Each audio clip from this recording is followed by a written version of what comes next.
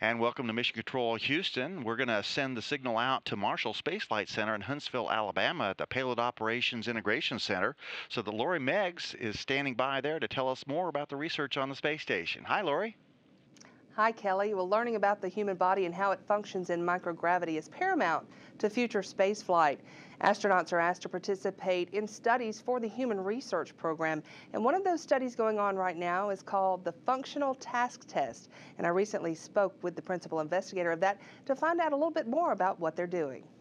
We're involved in an ISS study called the Functional Task Test. And the Functional Task Test is really looking at how multiple physiological systems impact ability of astronauts to do functional tasks.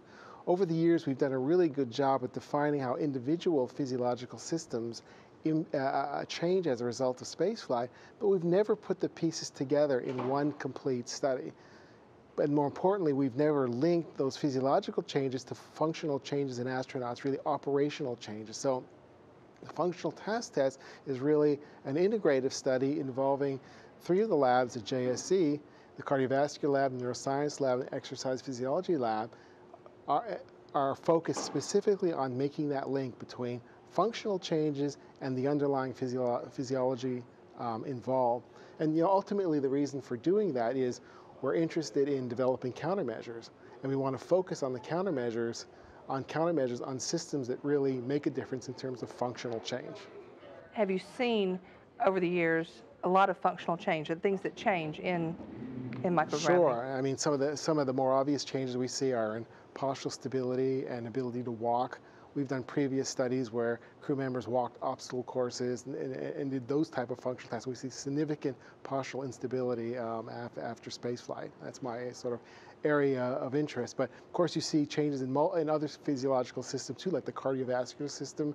There's orthostatic intolerance, which is the potential for fainting when the crew member stands up. There's muscle performance changes, there's strength changes, there's muscle atrophy. So all those systems sort of combine together to create the change in functional outcome. So how are we studying this? How is it operationally for you?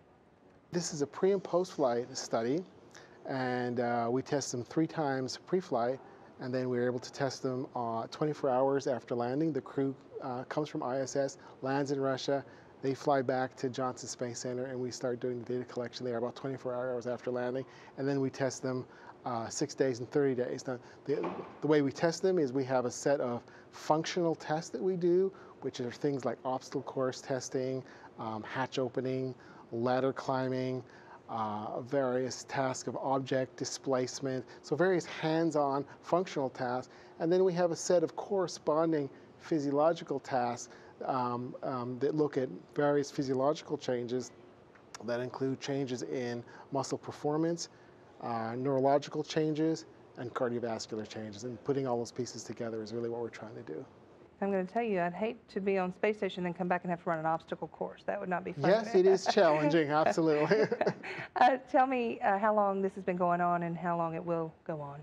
Well, we've already completed 7 subjects. We're asking for 13 subjects, so we're about halfway through our subject count. We've been doing the experiment for about 2.5 years, and we expect another 2 years to collect the rest of our data. Have you learned anything so far that you can share? Some of the preliminary data, when we look at some of the functional tasks, show that clearly the functional tasks that require postural stability are affected the most. So our obstacle course tests, our postural stability tests, those are the tests. Tests that have less requirement for postural stability, like hatch opening, where you can hold on to the hatch, those tests seem to are less impaired by spaceflight. And along the lines of human research, we want to share some news about a recently identified health problem with astronauts' vision and some new research that is leading to. It's called the visual impairment and intracranial pressure risk, and it has become the #1 human spaceflight risk. When we talk about intracranial pressure, we're talking about pressure inside the brain. And on orbit, crew members experience fluid shifts to the head caused by microgravity, and therefore it's hypothesized that all crew members have elevated intracranial pressure to some degree. Researchers have linked this increased pressure to changes in vision in long-duration astronauts.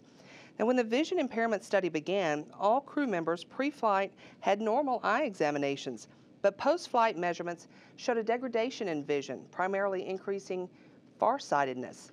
41 crew members have flown to date, and of those, 19 were identified as having visual changes on their return.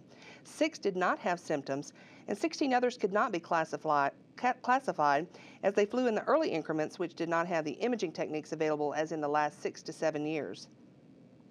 Now researchers are looking at finding a technique to measure these visual changes in flight non-invasively and to understand what's contributing to it. A technique like this is highly sought after on Earth, as well as to measure intracranial pressure, and NASA is on the cutting edge of that research and identifying devices that could be used in flight.